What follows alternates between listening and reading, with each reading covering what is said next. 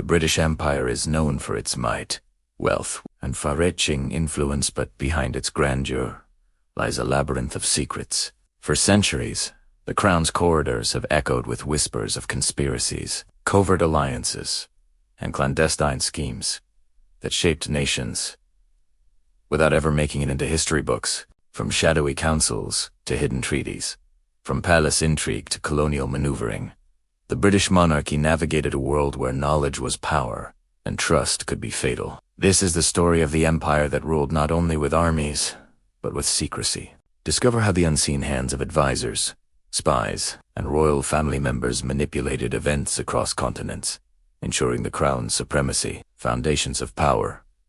The birth of the Empire of Secrets. The roots of the British Empire's hidden power stretch far beyond battles and treaties. Even as medieval monarchs consolidated their thrones, secret networks of advisors, courtiers, and spies worked quietly to protect the crown and expand influence. The story begins in the 5th, 10th, and 16th centuries, as England emerged from civil wars and dynastic struggles. The Tudors understood that overt authority alone could not secure power. They relied on networks of intelligence, diplomacy, and discreet coercion to maintain control. Henry VII, having survived the Wars of the Roses, exemplified this approach. His reign was marked not just by governance, but by calculated secrecy.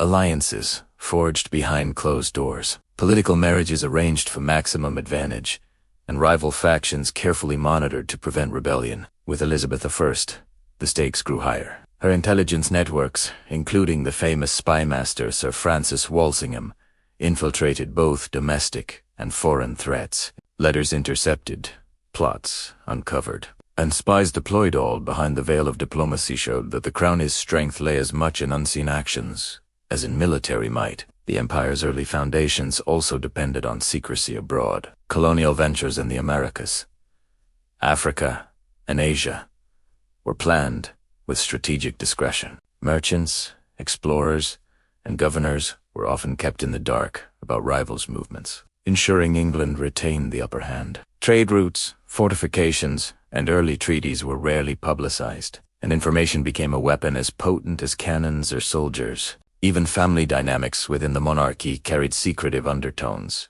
Relationships, marriages, and succession plans were matters of state as much as personal affairs. To maintain dominance, monarchs often controlled information within their households, ensuring loyalty through privilege and fear alike. These early acts of secrecy created a culture of discretion that would define the British monarchy for centuries to come. By combining diplomacy, covert operations, and personal vigilance, the British crown laid the groundwork for an empire that could survive internal betrayal and external threats alike.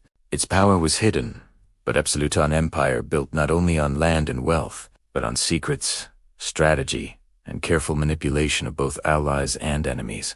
Shadows of the court, intrigue, and betrayal in royal circles. By the 17th century, the British monarchy had perfected the art of secrecy. The courts of James I and Charles I were not only centers of ceremony and governance, they were arenas of whispered conspiracies, hidden agendas, and covert power plays. Inside these gilded halls, loyalty was fragile, and betrayal was often the currency of survival. Ministers vied for influence, courtiers plotted for favor, and family members occasionally schemed to advance their own positions. The crown had to navigate a labyrinth where every handshake might conceal ambition, every smile a hidden threat. Charles I's reign exemplified the peril of courtly intrigue. His insistence on divine right monarchy clashed with the growing power of Parliament, creating fertile ground for political conspiracies. Advisors secretly aligned with parliamentary factions, leaking strategies and undermining royal authority. Even within his household, family members played subtle roles in court politics, their alliances shifting with the tides of fortune. These internal conspiracies forced Charles to rely not just on military strength, but on discretion, coded messages, and trusted confidants, highlighting that monarchy was as much about managing secrets as ruling lands. Monarchy. The Stuarts learned that European politics demanded a delicate dance of open diplomacy and clandestine maneuvering. Alliances with France, Spain, and the Dutch Republic were often negotiated behind closed doors, with terms intentionally withheld from public knowledge. Espionage networks monitored rivals and domestic unrest, ensuring the monarchy maintained an upper hand in volatile times. These covert operations extended beyond borders, connecting London to distant colonies, courts, and merchant networks, demonstrating the empire's emerging reliance on information as a form of power. The era also underscored that betrayal could come from within the family itself. Succession disputes, secret marriages, and covert communications between estranged relatives often influence political decisions. James I, for example, navigated tension between his own children and the court, as hidden agendas threatened both domestic stability and foreign policy. Such familial conspiracies forced monarchs to develop intelligence strategies that went beyond the ordinary truce could not longer be assumed even at home. By mastering the art of discretion, monitoring both allies and rivals, and understanding that information equaled power, the monarchy survived crises that might have otherwise toppled it. These shadowy practices became institutionalized, forming the backbone of a secretive yet enduring empire. Through intrigue and betrayal, the crown learned a crucial lesson. The survival of the monarchy depended not just on armies or laws, but on the careful management of secrets, the anticipation of treachery, and the ability to act unseen until the moment demanded decisive force. Colonial conquests, expansion, and the secrets of empire. The British monarchy's survival and power were not confined to Europe alone. From the late 16th century onward, the crown's ambitions stretched across oceans into territories that would become the foundations of a global empire. Colonization was a complex enterprise, requiring more than ships and soldiers set, demanded cunning, secrecy, and the orchestration of local alliances. Behind the public face of exploration and trade, the monarchy relied on confidential correspondences, hidden charters, and covert agreements to secure control over distant lands. Every colony was a chess piece in a grand strategy designed to extend British influence while protecting the crown from rivals. Elizabeth I's era set the precedent, while publicly championing exploration. The Queen and her advisors conducted clandestine operations against the Spanish and Portuguese empires. Figures such as Sir Francis Drake and Sir Walter Raleigh were not merely adventurers. They were instruments of royal policy, tasked with secret missions, covert raids, and intelligence gathering. The crown maintained tight control over their actions, ensuring that victories enhanced royal prestige and profits flowed directly to the monarchy. These secret operations demonstrated that empire building was as much about espionage as it was about conquest. By the 17th century, under James I and Charles I, the monarchy extended its control through chartered companies such as the East India Company. These organizations operated semi-independently, but ultimately served the crown's interests. Internal company politics mirrored court intrigues, with officials secretly reporting on rivals, manipulating trade contracts, and lobbying for royal favor. The monarchy's power relied not just on its authority, but on its ability to leverage hidden networks, manipulate economic resources, and keep political and commercial rivals in check. Meanwhile, the American colonies exposed the fragility of imperial control. Secret alliances among colonists, communication with foreign powers, and smuggling networks challenged the crown's authority. British monarchs had to balance overt displays of military power with subtle strategies of negotiation and espionage. When rebellion flared, the monarchy learned that information and the lack of it could decisively influence outcomes. The secret collection of intelligence, the monitoring of loyalties, and discreet interventions became essential tools in sustaining a global empire. Even domestic decisions were intertwined with imperial concerns. Parliament, the court, and the monarchy debated trade monopolies, colonial taxation, and foreign alliances in secrecy, often using coded language to prevent leaks. Betrayals at home could ripple across the empire, compromising strategies and weakening British influence abroad. By cultivating a culture of discretion, the monarchy reinforced its power across continents, ensuring that the empire remained under control even when the crown could not be physically present. Ultimately, the expansion of empire depended on a delicate balance of open authority and hidden manipulation.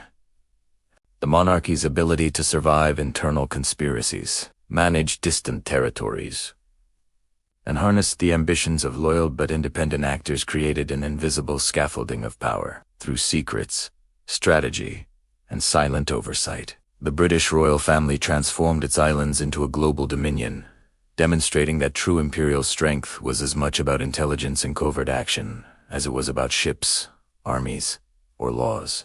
The crown under siege. Political betrayals that reshaped the monarchy for centuries. The British monarchy was safeguarded by armies, upheld by tradition, and elevated by public admiration. Yet some of its gravest threats did not arrive from foreign invaders or popular uprisings.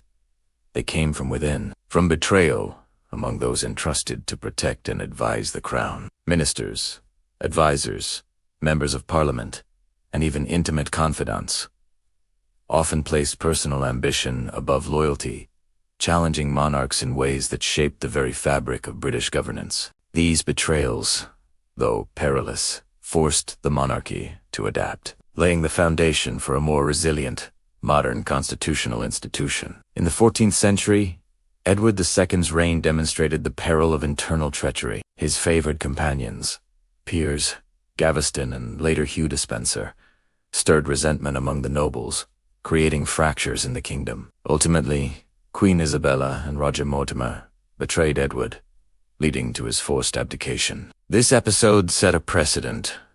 A monarch's failure to maintain noble support could render them vulnerable to devastating betrayal. Richard II faced similar political treachery. Despite his intelligence and cultured nature, a group of nobles called the Lords Appellant revolted against him. Later, his cousin Henry Bolingbroke betrayed him by returning from exile and seizing the throne as Henry IV.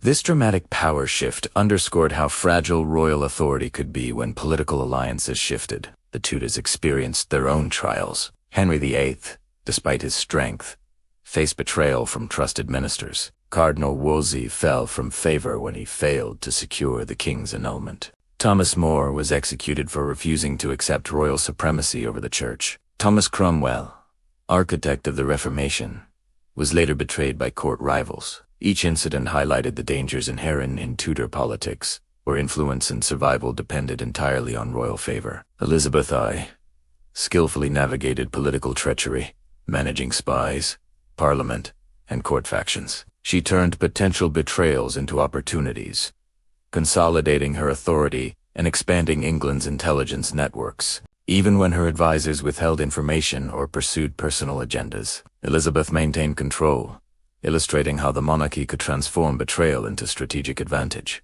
The Stuarts faced an even more divided political landscape. Charles I, in particular, suffered from betrayals at multiple levels. His attempts to govern without parliament fueled resentment, and many nobles switched allegiances during the English Civil War. The ultimate price of these betrayals was Charles's execution, demonstrating how political disloyalty could topple a monarch entirely. During the Restoration, Charles II learned to build loyal networks, but betrayal persisted. Ministers secretly negotiated with foreign powers, and Parliament attempted to curb royal influence. Popish plot a false conspiracy revealed the constant threat of rumor and manipulation undermining royal authority. The Glorious Revolution of 1688 epitomized political betrayal. James II was abandoned by leading nobles, military officers, and even his family, who invited William of Orange to invade. Though the monarchy lost absolute authority, this shift strengthened its survival, establishing constitutional boundaries that would endure. Throughout the 18th and 19th centuries, political betrayal became ministers maneuvered behind the scenes, sometimes opposing monarchs quietly. Queen Victoria experienced independent actions from Lord Melbourne and Lord Palmerston, yet she adapted, learning to work within these constraints while preserving the monarchy's image as a stabilizing force above politics. In the 20th century, Edward VIII's abdication was a dual personal and political betrayal, destabilizing Britain at a crucial historical moment. Later, George VI navigated internal debates and disagreements during World War II, demonstrating the ongoing need for strategic resilience. By Elizabeth II's reign, the monarchy had learned to endure political betrayal through neutrality, symbolism, and strategic distance from policy decisions. Through centuries of internal treachery, the British monarchy evolved. It learned when to resist, when to adapt, and how survival depended not on controlling events, but enduring them. Betrayal, however painful, strengthened the crown, shaping a monarchy capable of weathering war, rebellion, and the shifting tides of modern democracy. Forbidden alliances, secret marriages, and scandalous relationships. The British monarchy, for all its grandeur and ceremony, has long been governed by an intricate web of alliances, both political and personal. While marriages were often tools of diplomacy, designed to secure alliances across Europe and consolidate power at home, the private lives of monarchs sometimes betrayed these public ambitions. Love, lust, and clandestine relationships intersected with political necessity, producing scandals that threatened reputations, destabilized courts, and occasionally altered the course of history. During the Tudor era, personal relationships and forbidden liaisons shaped the monarchy in dramatic ways. Henry VIII's obsession with producing a male heir led him into a series of marriages that shook the foundations of religion and state. His annulment from Catherine of Aragon, marriage to Anne Boleyn, and the subsequent chain of unions created both political tension and public fascination. Secret alliances and courtly whispers often amplified these crises, as ministers,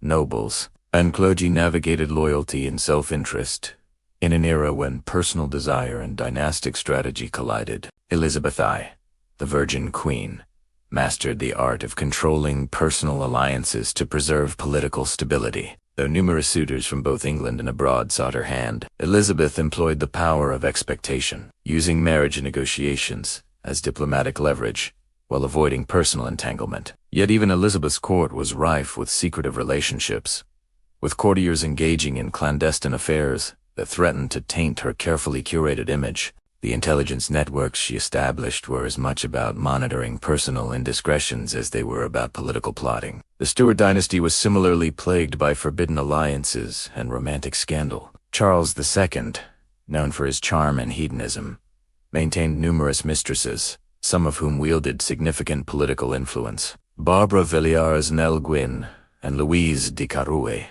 were not mere companions. They became conduits through which power, favor, and patronage flowed, often upsetting the delicate balance of court politics. Meanwhile, James II's personal choices, particularly his marriages and religious affiliations, intensified conflicts between crown and parliament, eventually leading to his overthrow in the Glorious Revolution. The Georgian and Victorian eras introduced more discretion, but the undercurrents of secrecy remained. Royals were expected to marry strategically, but the human desire for love or intrigue never fully abated. Queen Victoria's close relationships with Prince Albert and later confidants, like John Brown, were scrutinized, with rumor and speculation threatening to tarnish the crown's image. Behind the veneer of propriety, private alliances continued to influence public affairs, demonstrating that personal relationships could never be fully divorced from political power. In the modern era, Edward VIII's romance with Viola Simpson epitomized the collision of love and duty. His attachment to Simpson,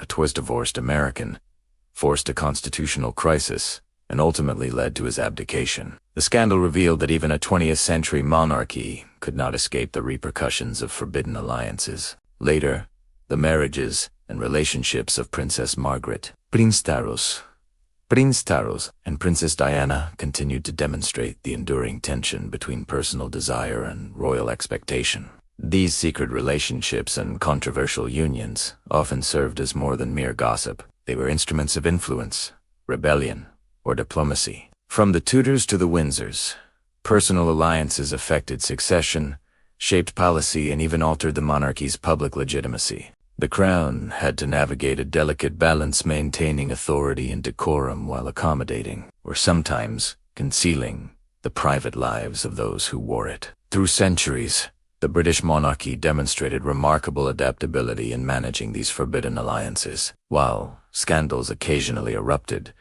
the institution survived by controlling narratives, regulating court behavior, and aligning public perception with dynastic continuity. These hidden relationships, though fraught with risk, became an inseparable part of the monarchy's enduring power, testament to the intersection of human desire and imperial strategy. Shadows in the court, espionage, betrayal, and intrigue. The British monarchy has long been surrounded by an invisible web of spies, informants, and secret agents, each operating in shadows to protect or sometimes undermine a crown. From the Tudor period through the modern era, espionage became a vital tool in preserving royal authority, maintaining political influence, and navigating the treacherous waters of international diplomacy. Courts were not merely ceremonial halls of power. They were arenas of covert maneuvering where loyalty was fragile and betrayal always imminent. During Elizabeth I's reign, espionage reached unprecedented levels of sophistication. The Queen's spy master, Sir Francis Walsingham, orchestrated a network of agents across England and Europe, intercepting plots, deciphering letters, and neutralizing threats to the crown. The Babington Plot of 1586, a conspiracy to assassinate Elizabeth and place Mary, Queen of Scots, on the English throne, was foiled through Walsingham's careful surveillance. Informants embedded in foreign embassies, Catholic households, and even court circles provided intelligence that allowed Elizabeth to act decisively, demonstrating that knowledge was as powerful as armies. The Stuarts inherited a court rife with intrigue and espionage. James I faced Catholic conspiracies, while Charles I's reign descended into civil war, partly fueled by betrayal and clandestine communication. Parliamentarians, royalists, and foreign powers all employed spies to anticipate moves, manipulate decisions, and sway loyalty. In some cases, the line between friend and foe blurred. Trusted advisors sometimes acted as double agents, revealing that in the world of royal politics, deception was as essential as valor. During the Georgian era, espionage extended beyond domestic politics into international strategy. Britain's expanding empire demanded vigilance. Courts in Europe were constantly surveilled for shifting alliances, secret treaties, and the ambitions of rival monarchs. Agents operating under royal sanction monitored trade, intercepted correspondence, and even engaged in sabotage when necessary. These covert operations ensured that the monarchy remained aware of threats to its power, both at home and abroad, reinforcing its role as the hub of imperial strategy. In the Victorian period, espionage took on a more bureaucratic and institutional character. Queen Victoria's government relied heavily on intelligence networks to monitor colonial territories, suppress dissent, and protect the empire's interests. The monarchy became adept at using espionage to control political narratives, manage public perception, and neutralize opposition. Even as industrialization and modernization changed the dynamics of power, the principle remained. Secret knowledge was essential to maintaining authority. The 20th century brought new forms of intrigue. Edward VIII's abdication crisis, World War II, and Cold War tensions exposed the monarchy to both domestic and international espionage. George VI, with the assistance of Winston Churchill, used intelligence networks to safeguard Britain from Nazi infiltration, demonstrating that the monarchy could play a strategic role in national defense. Surveillance, covert operations, and diplomatic secrecy became standard tools for protecting both the crown and the state. Even in contemporary times, the monarchy navigates an intricate web of information. Leaks, media scrutiny, and digital espionage present challenges that require careful management. The lessons of centuries past remain relevant. Secrecy, vigilance, and strategic awareness are vital for preserving royal authority in a world where information can destabilize even the most established institutions. Espionage and intrigue have shaped the monarchy as much as battlefields and legislation. From Tudor conspiracies to modern intelligence operations, the crown survived by mastering the art of observation, deception, and calculated response. The court, once a theater of public display, has always contained hidden currents of loyalty, betrayal, and covert power forces that ensured the monarchy's survival in a constantly shifting political landscape. The twilight of the empire, secrets, scandals, and the modern monarchy. As the 20th century advanced, the British Empire, once vast and unchallenged, entered its twilight. Yet the shadowy networks and secret alliances built over centuries continued to influence its course. Monarchs faced new challenges,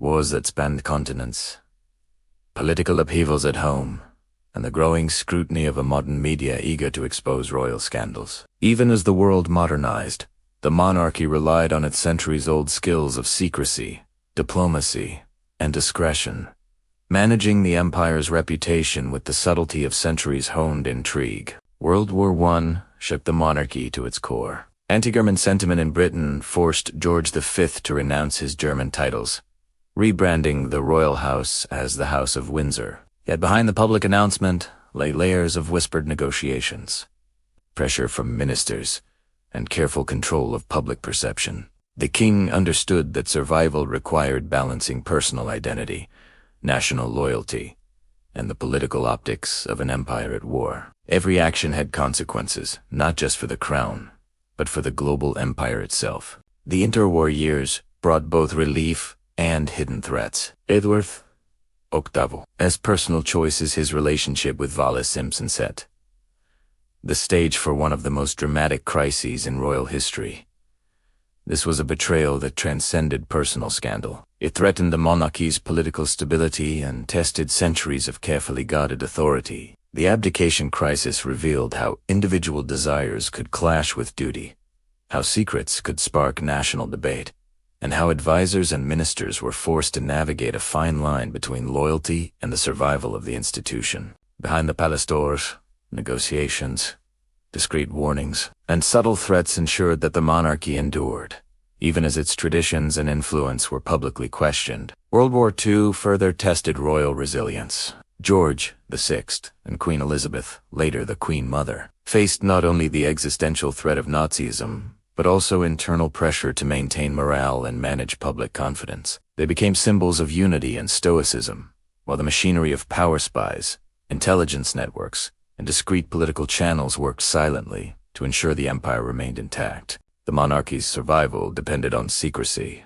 perception, management, and strategic alliances, proving once again that its strength often came from the unseen. In the post-war era, the empire itself began to dissolve. Colonies demanded independence, national identities rose, and global politics shifted dramatically. Yet even as the British Empire contracted, the monarchy preserved its mystique and influence. Decisions on royal visits, public statements, and private diplomacy were carefully orchestrated, maintaining a veneer of continuity while the geopolitical reality transformed. Behind every handshake, treaty, and symbolic gesture, centuries of experience in managing secrets, alliances, and loyalty guided the crown. The modern monarchy, though stripped of direct imperial power, retained its influence through legacy, wealth, and soft power. The Windsors learned that the true empire of Britain was not solely measured by colonies and armies, but by networks of influence, symbolic authority, and public perception. Political scandals, familial betrayals, and secret negotiations shaped the institution, teaching it resilience, discretion, and the art of enduring change. By the late 20th century, the monarchy faced a world dominated by media, celebrity culture, and increasing calls for transparency. Yet the traditions honed through centuries of empire and secrecy allowed it to adapt. From hidden intelligence operations during wars to discreet negotiations with governments, the royal family had survived by balancing duty with discretion, visibility with privacy, and influence with subtlety. Particularly in times of personal scandal or public scrutiny, the monarchy relied on its learned history, strategic silence, carefully managed appearances, and the judicious use of loyal advisors. The institution had become an expert in survival, proving that while empires rise and fall, the crown could endure through adaptability, secrecy, and the strategic orchestration of perception. The story of the British monarchy, as seen through these hidden conspiracies and carefully managed secrets, underscores a central truth. The power of the crown was not only in armies, colonies, or wealth, but in its mastery of human networks, intelligence, loyalty, and the subtle art of survival. Each betrayal, scandal, and covert negotiation shaped a resilient institution capable of navigating centuries of change, ensuring that the monarchy remained a symbol of continuity even as the world transformed around it. The enduring crown, legacy of secrecy and survival. The British monarchy's power has never rested solely on armies, territories, or wealth. It has thrived on the careful orchestration of loyalty, secrecy, and strategy. Through centuries of betrayal, scandal, and political upheaval, the Windsors and their predecessors navigated a world in which trust was fragile and perception could shape history. From medieval intrigues to modern crises, The monarchy learned to survive by mastering the subtle art of influence, preserving authority even as empires rose and fell. The hidden conspiracies, whispered negotiations, and carefully managed appearances ensured that the crown remained a symbol of continuity, stability, and tradition. Today, the British royal family's enduring influence is a testament not only to lineage, but to centuries of strategic discretion, resilience, and adaptability. The empire may have faded, but the monarchy's ability to endure and to command respect, loyalty, and admiration remains an unparalleled legacy in world history.